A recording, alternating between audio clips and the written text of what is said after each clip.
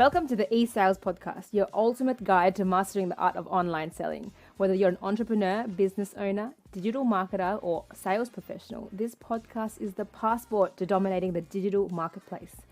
My name's V, your eSales navigator. Join me as we dive into the latest strategies, tools, tactics to help you automate and conquer the world of online sales. Get ready to boost your online sales game and unlock your full potential. Let's dive in.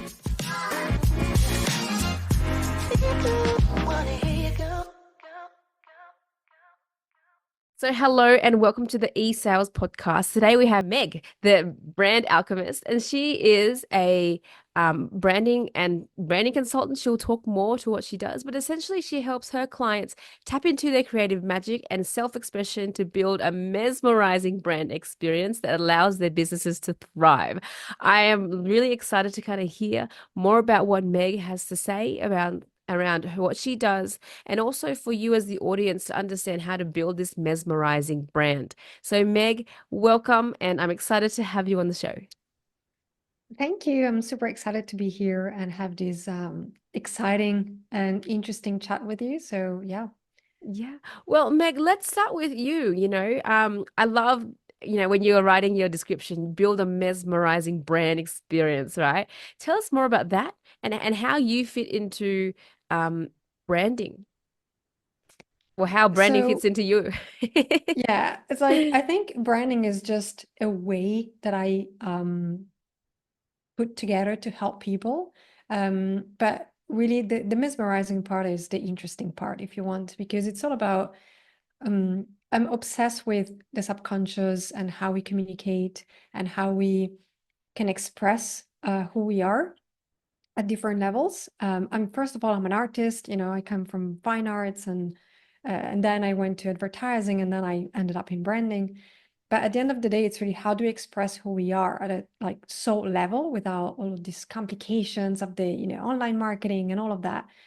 And the point is, when you really got into hypnosis and subconscious, and you understand how we communicate as humans beyond what we say, because what we say is just a tiny, tiny part of it, you realize that it's all about creating these experiences that really take the subconscious brain and mesmerize it. So it's like an hypnotic process. It's the same tools that we use in hypnosis, for example, using the senses and colors and images and stories.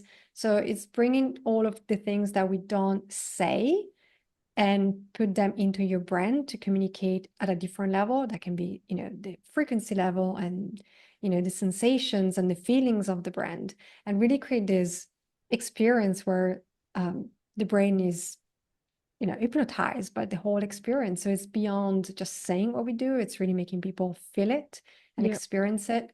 So it's more immersive, a lot more fun, a lot more magic, and it's different than staying on the surface and just post something and Yeah. all of that stuff. So yeah.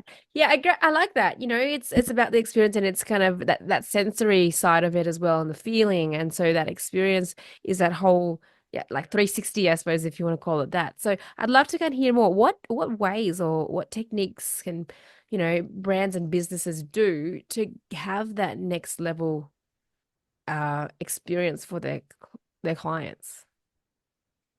So the process is a bit, you really have to go deeper into who you are and how you want people to feel around you. And sometimes it's not as obvious as, "Oh, I just want them to be happy," because of course, right? So it's Yeah. really, sorry, so it's really about, okay, what kind of feeling does your presence create? It's like you go to a restaurant and there are all of these desserts and you have to choose one. And so it's about, okay, you're going to be the dessert, but which one you're going to be, right? Yeah. And so how do you create this experience? How do you make people, be there looking at you, craving that dessert and just choosing one over the next?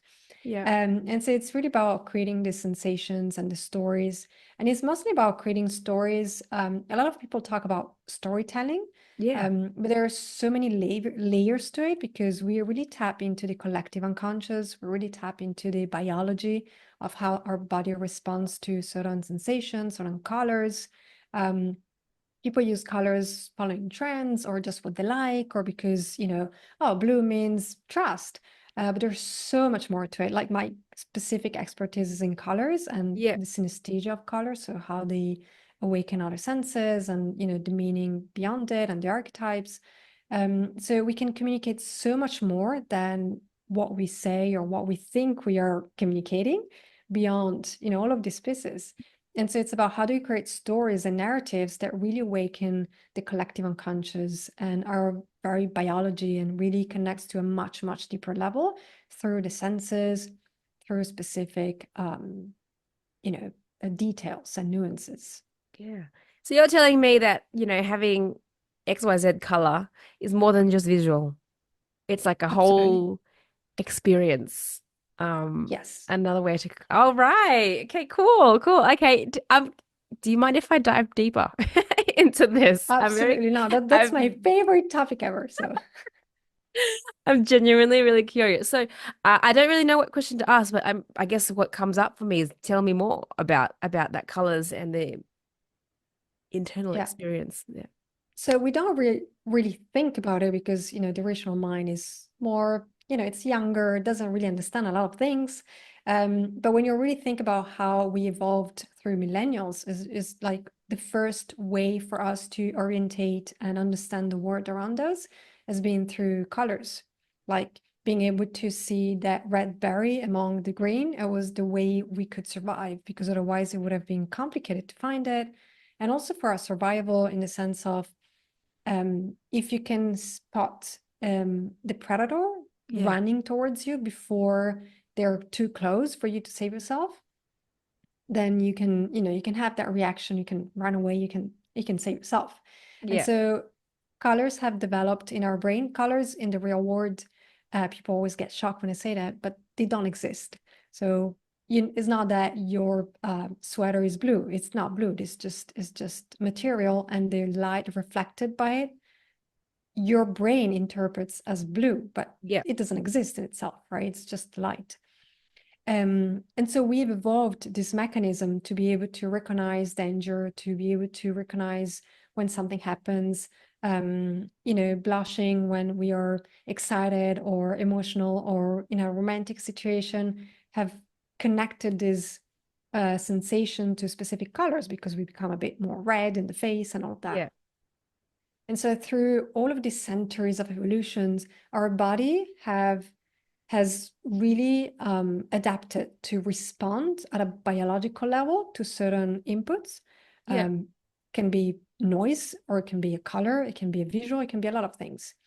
And so with that process that's been kind of imprinted in our genetics, that's been passed on for generations and generations, then it created some patterns. So for example, now if you they've done tons of studies on that. And so if a Yeah. kid the newborn, so they don't really understand the word, but if they see two black dots next to each other, they respond as they respond when they see a face, a human face, Yeah. because they recognize this pattern.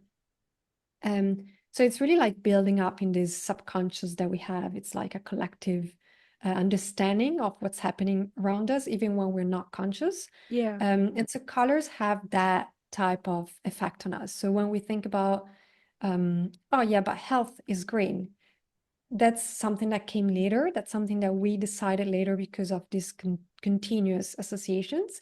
But when you just think on that level, you really live behind the biggest meaning of what green means to the body, the effect that it has on the body, the effect that it has on its psychology, Yeah. and also the other senses, because the senses are connected. So through many, many years, the red berry was sweet when we ate it. So now we associate sweet with red, for example. Right. We don't realize it, but when you want to convey a certain sensation, you can use certain colors to reinforce it. So that's Yeah. what you want to do with your brand, if it Yeah, makes sense. okay.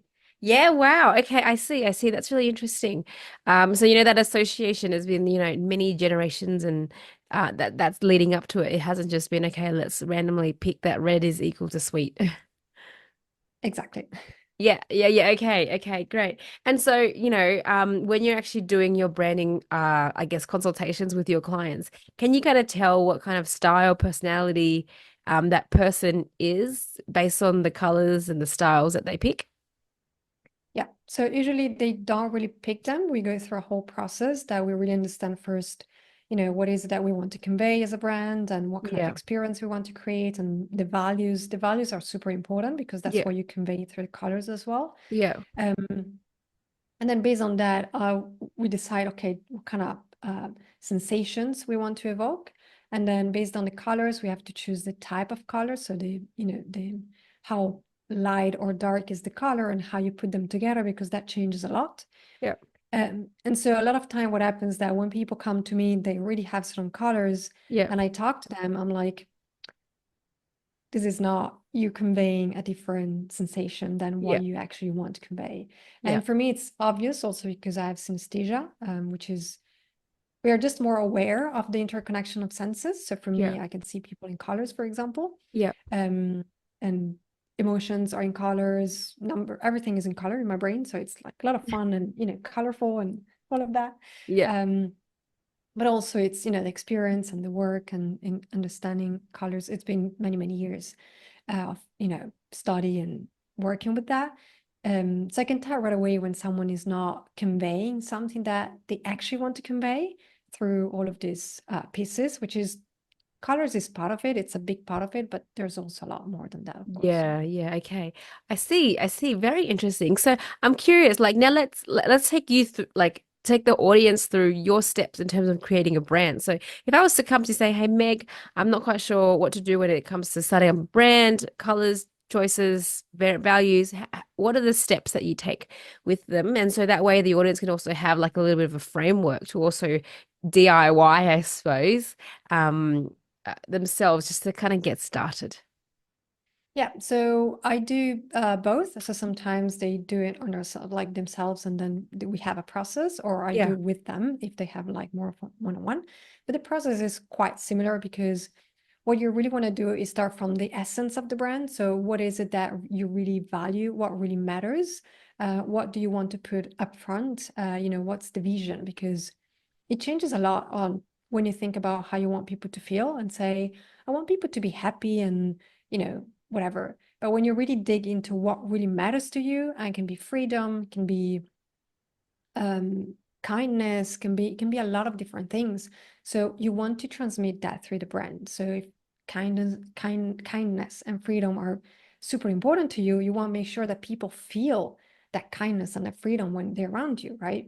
So we Yeah. establish that first, and then once we have that, we go through other pieces, of course, like who is the client and what problem they have, the usual niching part, to make sure that we also position the brand correctly for the Yeah.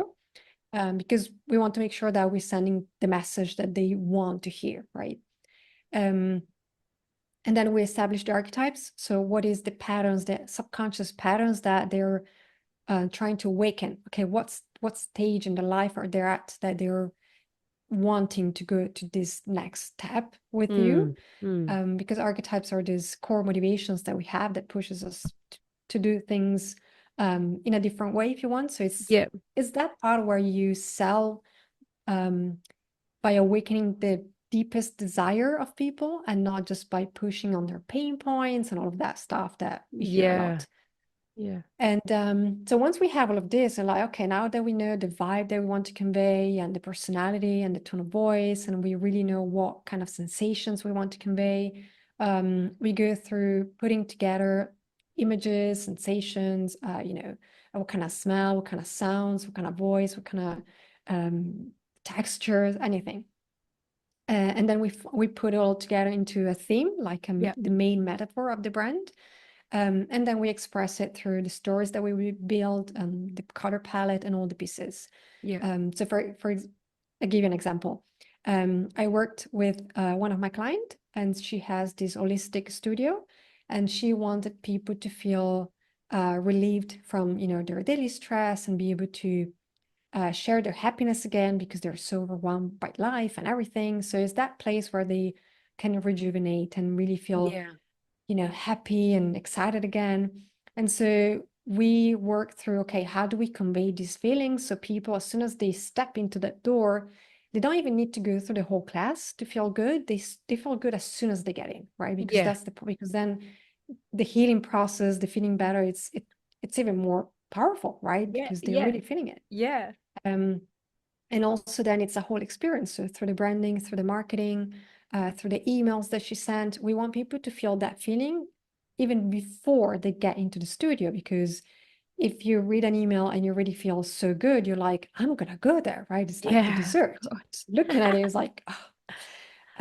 So we really put together this theme and colors and how do we convey all of this?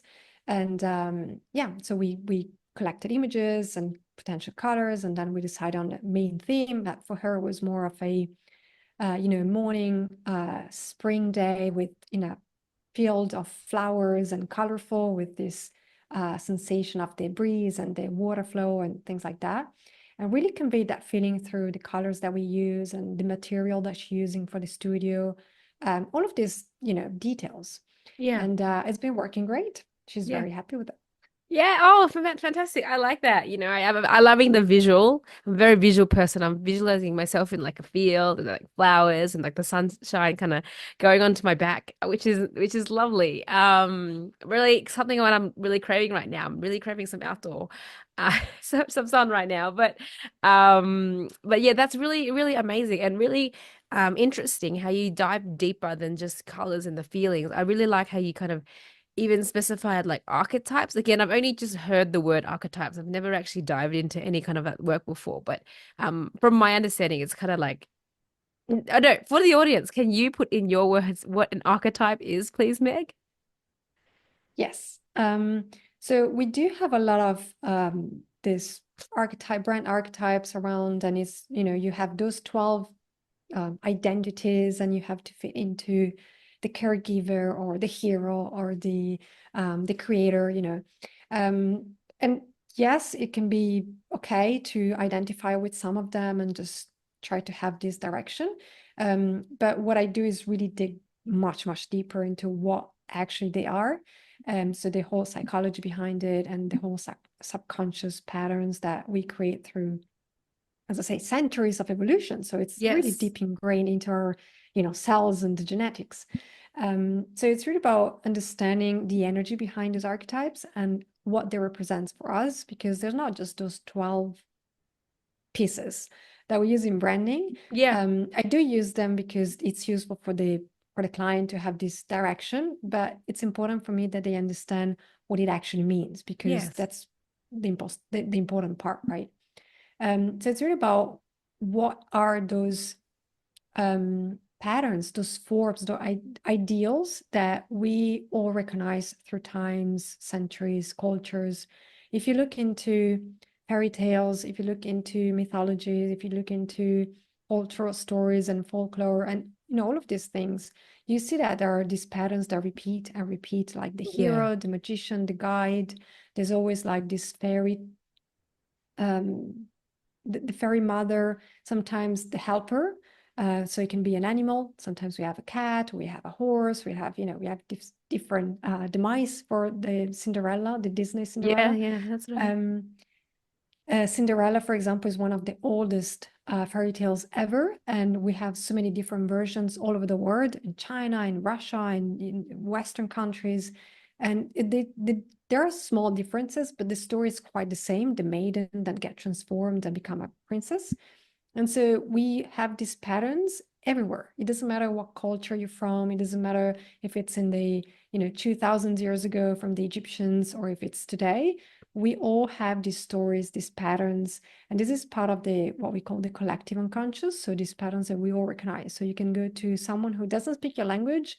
It can be Yeah. just a tiny, tiny baby. But if you show them a picture of a hero, they will understand right away, right? They just know what you're talking about. They just get it Oh, because wow. through the patterns we recognize it. So it's very fascinating. It is very fascinating. I'm very curious about such work, and so I want to dive deeper. I'm also conscious of time. But I guess for people who want to find out more about you, Meg, and see the work that you do, how can they find you?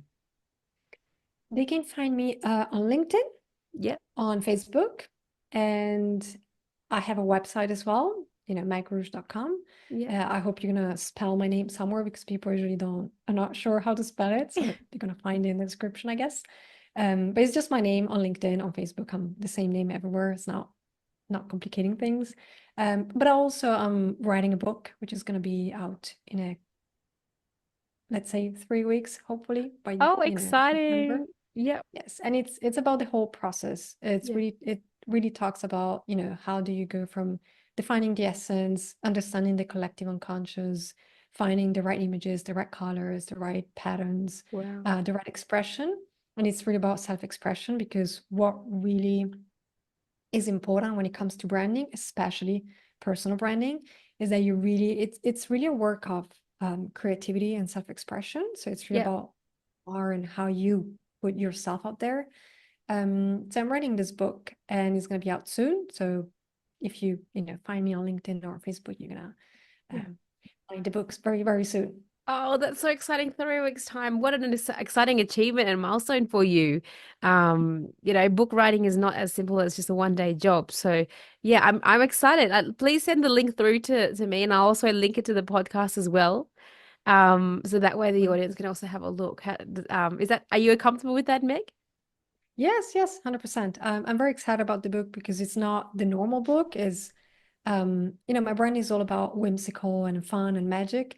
And so I don't want to create a book that just say, okay, so branding is blah, blah, blah, blah, because Yeah. that's not the way I do things, right? I've been creating crazy events like the Sea Dragon Journey. My program is called the Rainbow Island. So it's all about this kind of magic. And so the book, it's a story about this. So I was walking in the park a few weeks ago and I crossed my path with a langoustine in the Yeah. park, which is not supposed to be there, like a scampi, Yeah. a kind of lobster in the middle of the city. I was like, Yeah. what are you doing there? And so from there, the whole story developed between me and this creature. And so it's a whole journey through cultures and time where we discover the different aspects, why values are so important, or stories about colors and how they were used in ancient Egypt, and all of these kind of funny stories. Yeah. And it's very, very practical. So there's all of these exercises that people go through and have to implement to build their own rainbow so it can really shine their true colors. And yeah, and it's very visual, very colorful. A Amazing. lot of mood boards within archetypes, and so it's. I'm very excited about it because it's been such a long work. I spent Yeah. so many Of hours, course. Of course. Of and course. and it's been so. It's been such a work of my soul that I ended up creating a second book out of it because it was Wow. way too much to talk about colors. Wow. So now I have this second book already there waiting for me to start. Oh, I'm like, oh amazing. goodness, Oh, that's so good. I'm very So good. excited. Bless. That's so good. I love that. I like how it's not just typical book as well. So, I'm also a visual person. So, I don't really read books, read. I like visuals and audios and the whole experience. So, thanks, Meg. Like the last thing I would love to kind of ask you, what is one tip, a nice simple tip that they can do to kind of help them, build their brand and boost their sales online today? So I would say to really focus on not following trends and social media tactics and all of that, but really building trust. And so communicating like their human side to people in a way that feels natural. And of course, you need, strategies and, to put pieces together and the messaging and the positioning. But at the end of the day, when we build real relationships that people feel that are genuine, they trust us. And when people trust us, it's so much easier to make the sales and help people and really have these conversations where you can explain and help them. So for me, the suggestion would be as humans as you can and really put your values out there for people to see that you actually care and just be who you are. And that would be my tip. Oh, I love that. I really love that. Because I know for me, I can always get distracted on on following other brands and, competitors. And it Yeah. just, yeah, it just distracts me so much. So I love that so much. Thank you so much for your tip. I've really valued your time and your experience and your knowledge that you shared on the show today. So Meg, thank you so much for joining the show. It's a pleasure. Thank you. Thank you. Thank you for having me. I'm super excited. No worries. Thank you. And for those of you who are listening, please check out Meg. Look at her links below. Check out a new book as well. And then please reach out to her and also ask if you have any tips, requests of topics that you want to talk about. But yes, thank you so much all, and we'll join you in the next show. Thank you so much for tuning in. I really appreciate you listening into the show today. And if you did like our content, please like, share, and subscribe to this podcast or this YouTube series so that way we can keep giving you more content and sharing you more knowledge around how to scale your sales online. And if you are wanting to boost your sales online, please sign up to our e-sales school where you will learn to automate and navigate your way around in this digital marketplace. Thank you so much once again. I really appreciate you joining in today.